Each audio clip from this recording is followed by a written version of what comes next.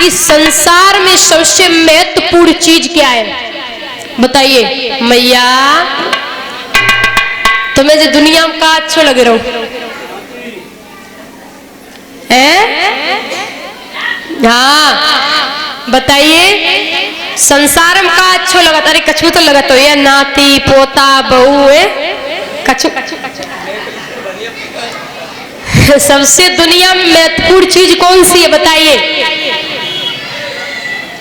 किसी की समझ में आता कुछ भी? बताओ। प्रेम। सही बोला। दुनिया में अगर सबसे कोई महत्वपूर्ण चीज है तो वो है प्रेम। आपको पता होगा कि भगवान को 56 भोगों की ये नहीं है कि मेरा भक्त मुझे 56 भोग दे जाए मैं प्रसन्न हो जाऊं, नहीं। ये तो गोविंद भी चाहते हैं कि बस अगर मेरा भक्त मुझे कुछ भी देना तो वो दे प्रेम, क्योंकि प्रेम से प्रकट हुए भगवान। गोविंद सिर्फ प्रेम चाहते। और मैं बता दूं कि ये जातियां है वो सब यही तक है, जातियां संसार तक है, वहां कोई जाति नहीं है कि जात पात पूछत नहीं कोई और हरे को भजे सो हरे को। जातियों से कुछ भी नहीं होता ना। यहाँ भगवान के वहां पे सब एक समान है, आप और हम। कहते एक दिन कहां जाना है हम सबको? शमशान।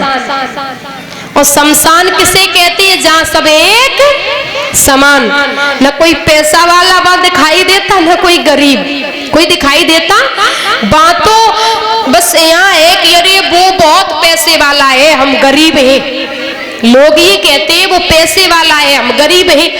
लेकिन शमशान में सब एक समान रहते। अरे जो दिल से अमीर हो दुनिया में वही अमीर है। पैसा से क्या, दौलत क्या है? कुछ भी नहीं। एक बात याद रखना, सेठों का सेठ है निराला और अपना तो सेठ मुरली। सबसे बड़ा सेठ यही है। आपको कुछ भी मांगना हो तो गोविंद से मांगिए। एक बात बताइए, लोग है ना बड़े लोगों से रिश्ता बनाते हैं। बताइए बड़े लोगों से आप और हम रिश्ता क्यों बनाते हैं? शायद कभी ऐसा मौका लगे कि लोग मेरे काम आ सके। सही बात है ना? ऐसा मौका लगे कि लोग मेरे काम आ सके, लेकिन ये गलत है। कोई किसी के काम नहीं आता, कोई किसी के काम नहीं आता। जब आप पर बाप आफत विपत होती है तो गोविंद ही नजर आते, कन्हैया के अलावा कोई दिखाई नहीं देता। ये हमेशा याद रखना, कोई भी नहीं होता। तो संतों की सभा लगी है, बड़े बड़े संत ऋषि बैठे हैं। देव ऋषि नारद का जाना हुआ, अब चर्चा छिड़ी हुई है। जवाब दिया आपको संसार में सबसे महत्वपूर्ण चीज क्या है? बोले प्रेम। बोले कहां मिलेगा? अब देव ऋषि नारद है ना, वो विष्णु भगवान के भक्त हैं। बोले कहीं हो या ना हो, विष्णु भगवान और मैया लक्ष्मी जी के पास प्रेम है। विष्णु भगवान और मैया लक्ष्मी के पास। संतों ने कहा कि बाबी नहीं है प्रेम, तो बाबी नहीं है। अगर बाप प्रेम होता तो विष्णु भगवान मैया लक्ष्मी को छोड़ के भक्तों के पीछे नहीं जाते। वो ये भी नहीं देखते हैं कि ये दिन है कि रात, मैया को छोड़ के चल देते। तो देव ऋषि नारद ने कहा कि आप ही बताइए प्रेम कहाँ हो सकता? बोले अगर प्रेम कहीं है तो वो है भोले बाबा और मैया पार्वती में। बोले मुझे भरोसा नहीं होता। बोले अगर भरोसा नहीं है तो चले जाओ। सबको पता होगा कि महादेव जी है, कैलाश पर्वत छोड़ के कहीं नहीं जाते। 24 घंटा 24 घंटे मैया पार्वती के साथ में ही कैलाश पर्वत पे बिताते हैं, कहीं छोड़ के नहीं जाते। अगर कहीं भी जाएं, सत्संग में भी जाएं, तो मैया पार्वती को साथ में लेकर के महादेव जी जाते हैं, कभी अकेले नहीं जाते। प्रेम तो वहां है, ऋषि नारद ने चल दिए। अच्छा एक बात बताइए, शांति बनाए रखे माताएं, एक बात बताइए, देव ऋषि नारद क्या बोलते थे? उनके हाथ में जब बीड़ा होता था तो क्या बोलते थे? हाँ बड़े समझदार हो, क्या बोलते थे? हाँ श्रीमन नारायण, हाँ बोला करो, ये जिब्या है वो पवित्र हो जाती। तो देवर्षि नारद बोलते थे, बीड़ा लेकर के पहुंचे। उस समय ऐसा हुआ कि महादेव जी कैलाश पर्वत पे नहीं है, थोड़ा विहार करने के लिए चले गए। अब मैया अकेली है कैलाश पर्वत पे, देवर्षि नारद पहुंचे हैं। तो माता को देख करके देवर्षि नारद ने कहा, रे मैया प्रणाम। बोले आइए नारद आइए। नारद आए हैं, बोले माँ आपसे मुझे काम नहीं है, महादेव जी घर है क्या? बोले कोई बात? बोले नहीं नहीं, आपसे मुझे बात नहीं करना, मेरे और महादेव जी के बीच में हमें कुछ व्यक्तिगत बात करनी है। व्यक्तिगत यानी पर्सनल बात करनी है। बोले मैया ने जवाब दिया, नारद बोले बाबा की और मेरे बीच में कभी व्यक्तिगत बात ही नहीं आई, बाबा की और मेरी एक ही बात है, आप हमें बताओ। जवाब दिया कि आप हमें बताओ। नारद बोले नहीं मैया एक बात सुन ले, अगर बाबा की और तुम्हारी एक ही बात है तो महादेव जी ने तुम्हें कभी अमर कथा सुनाई? महादेव जी ने आपको कभी अमर कथा सुनाई? बोले नहीं, हमें तो नारद पता भी नहीं है कि अमर कथा होती क्या है, मुझे तो पता भी नहीं है। बोले अगर आपको पता नहीं है तो महादेव जी आपसे प्रेम नहीं करते। ये कैसा प्रेम है भाई, ये तो झूठा प्रेम हो गया, बाबा आपसे प्रेम नहीं करते। तो मैया ने जवाब दिया आनंदेव महादेव जी को। नारद ने देखा कि मेरा काम तो हो गया, वहां से नारद जी चले गए। अब शाम को महादेव जी घर आते, महादेव जी शाम को घर आए, वैसे मैया लोटा में पानी ले खड़ी रहती थी दरवाजे पे, बाबा तो ये प्यासे, आज तो दूर दूर तक दिखाई ना है। बोले बाबा नजर घुमाए के देख रहे, बोले मैया तो कौन नजर ना याद है। आवाज लगाई, अरे सुनती हो? मैया ना बोली। महादेव जी समझ गए कि आज जरूर कुछ मामला गड़बड़ है। अब महादेव जी अंदर गए। कहते हैं ना कि पति और पत्नी के बीच में, पत्नी और पति के बीच में झगड़े हो जाएं तो बातें फिर कैसे होती हैं बताइए? अगर बोलचाल हो तो कैसे होती है? बच्चों के माध्यम से। अगर बातचीत होगी तो बच्चों के माध्यम से। वैसे ही भोले बाबा ने पूछा कि देवी आप नाराज हो? नाय बोली। घर कोई आया था? नाय बोली। बोले अच्छा एक बात बता, गणेश कार्तिक का है? जैसे ही कही कि गणेश कार्तिक का है, मैया ने जवाब दिया दिन भर अपने पास बिठा के रखूं क्या? तुम्हारे बच्चे संभालने के लिए आई हूं मैं। बाबा समझ गए। बोले अच्छा देवी कोई बात ना है, हमें भांग घोट देवो। भांग, मैया तो वैसे ही गुस्से में रहे और जैसे ही भांग की गई तो मैया को बबूल आए गई। बोले बाबा इसीलिए शादी करके लाए हो, एक भी दिन चैन से नहीं काटा आपके पास, इसीलिए लाए हो, आप तो मुझसे प्रेम ही नहीं करते हो। बोले देवी नाराज इतनी हो, घर कोई आया था? बोले हाँ। बोले कौन आया था? बोले नारद। बाबा समझ गए कि नारद कछू तो कछू कह गए। बोले अच्छा ठीक है।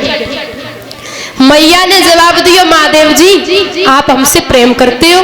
बाबा बोले अरे पगली, तो से ज्यादा हम काऊ से प्रेम नहीं करें, तो से ज्यादा हम काऊ से प्रेम नहीं करें और तो से ही प्रेम करते। बोले अच्छा अगर तुम हमसे प्रेम करते हो तो आपने हमें कभी अमर कथा नहीं सुनाई। भोले बाबा बोले अब सुना दूंगा, इसमें कौन सी बड़ी बात है?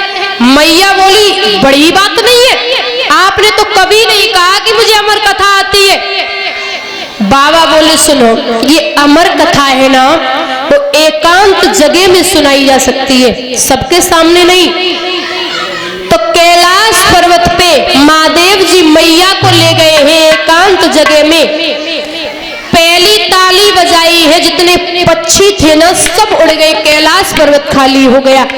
दूसरी ताली बजाई, एक भी पक्षी नहीं रहा। तीसरी बार में भोले बाबा के त्रिशूल ने कैलाश पर्वत की परिक्रमा की है, कोई नहीं मिला।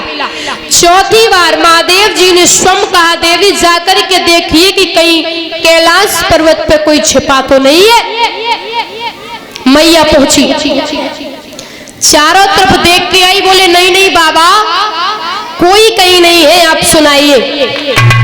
और मैं बता दूं माताओं एक बात, गौर से सुनना, कि अमर कथा कोई दूसरी नहीं है, भागवत को ही अमर कथा कहते हैं। अमर कथा क्या है? भागवत, इसी को अमर कथा कहते हैं। अमर कथा का मतलब होता कि अमर कथा सुनने वाला अमर। अगर कथा को, माताओं एक बात याद रखना, मैया कथा को मन लगा के सुना जाए तो हकीकत में इंसान का कल्याण हो जाता कथा से ही। ये सच बात है, एकदम सत्य। इंसान का कल्याण कथा से ही होना है। अगर मन लगा के और सुनिए, इंसान अपने जीवन में 100 बार कथा सुन ले, पूरी जिंदगी कथा सुन ले, और कथा सुनने के बाद में इंसान के जीवन में बदलाव ना आए तो ये सब व्यर्थ है।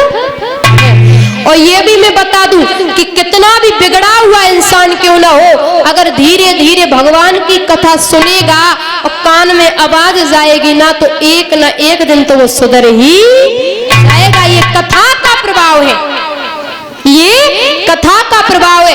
कथा का प्रभाव ये है माताओं कि जब भी झगड़े हो ना, लड़ाइयां होती है। मैं बता दूं कि कथा ही सुनाते रहो तो लोगों की समझ में इतनी नहीं आती। अगर घर परिवार में माताओं झगड़े होते हैं, सास बहू के झगड़े होते, और घर में पड़ोस में भी झगड़े होते, तो हमें बड़ी बोली है ना, थोड़े शब्द हमें बोल संभल के ही बोलना चाहिए। ऐसे शब्द नहीं बोलना चाहिए जो सामने वाले को बुरा लगे, क्योंकि सबको पता है कि जिंदगी 4 दिन की है, हमें अच्छे से काट लेना चाहिए। संसार में, इस संसार से जाना तो है ही मैया, इस संसार से जाना तो है ही, कोई रहने के लिए नहीं आया यहाँ।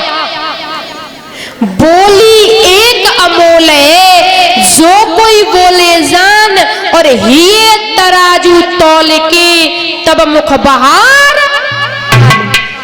पहले हृदय में विचार कर लो कि मैं सामने वाले से क्या बोलने जाता हूँ। अगर वो शब्द सामने वाले को अच्छे लगेंगे या नहीं, जब वो शब्द हमें अच्छे नहीं लगते तो सामने वाले को बताइए। इसलिए शब्द वो चाबी है कि कितना बिगड़ा हुआ परिवार हो, अगर आप 2 शब्द प्रेम के बोल दो तो परिवार में एकता हो जाती, परिवार में एकता हो जाती। शब्दों का बहुत बड़ा महत्व है, अगर समझ सको। घर आपस में अगर लड़ाइयां होती है, थोड़ी बर्दाश्त कर लिया करो। झगड़े देखो, 4 बर्तन है, कहावत है, हमारे बुजुर्ग भी कहते हैं कि 4 बर्तन है तो हमेशा खटकेंगे। लड़ाई तो होनी है, लेकिन हाँ लड़ाई होनी है, लेकिन इतना भी गलत नहीं बोलना चाहिए कि वो शब्द है ना वो सीना छलन कर जाए। ऐसे शब्द भी नहीं बोलना चाहिए, शब्द संभल के ही बोलना चाहिए। और इंसान वही है जो कितना भी लड़ाई हो जाए, झंझट हो जाए, उस शब्दों को संभाल करके एकता ही रखे, वही इंसान है। आपको पता है कि दुनिया में हम सभी किराए पे आए, इंसान जानता तो सब है लेकिन मानता किसी की नहीं। हर एक व्यक्ति को ज्ञान होता। मैं बता दूं, आप कोई गलत काम करने जाओ, इतना तो अनुभव सबको है। जैसे आप चोरी करने के लिए जाओ तो हृदय से एक आवाज आएगी कि नहीं ये गलत है, अगर चोरी करी तो पकड़े गए तो पिटाई लगेगी। हृदय से एक आवाज आती है, वो सत्य की आती है, वही परमात्मा है आपके अंदर। फिर भी हम वो आवाज को इग्नोर कर देते, सुनते नहीं, उस पर ध्यान भी नहीं देते, आगे बढ़ देते। अरे देखा जाएगा, जब पकड़ेंगे तो मार पड़ेगी। मतलब वही लोग उस शब्द को हटा देते, वही सत्य है। हर एक व्यक्ति के हृदय से वो सत्य की आवाज आती है, लेकिन उसे इग्नोर कर देते, नहीं सुनते।